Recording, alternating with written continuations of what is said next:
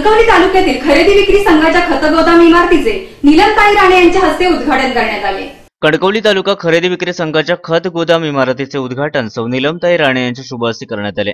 यावेळी शेतकरी संघाने शून्यातून कोट्यवधीची केलेली उलाढाल कौतुकास्पद असून भविष्यात शेतकरी हितासाठी यशाची शिखरे पार करावीत व त्यासाठी सदैव आपण शेतकऱ्यांच्या पाठीशी असू असे प्रतिपादन त्यांनी यावेळी केले। शेतकऱ्यांचे हित हे संघाचे हित। जिल्ह्यात खताची टंचाई असताना कणकवली तालुका खरेदी विक्री संघाने खत टंचाई भासू दिली नाही, याबाबत सतीश सावंत यांनी संघाचे कौतुक केले।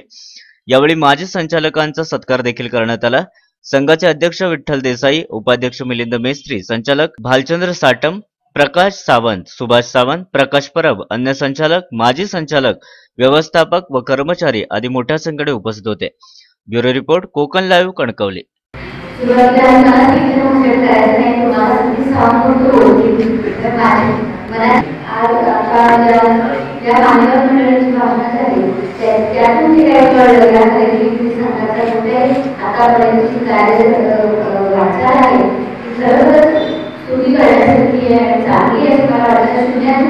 त्यांनी अगदी कोटीपर्यंत लढा दिली आहे।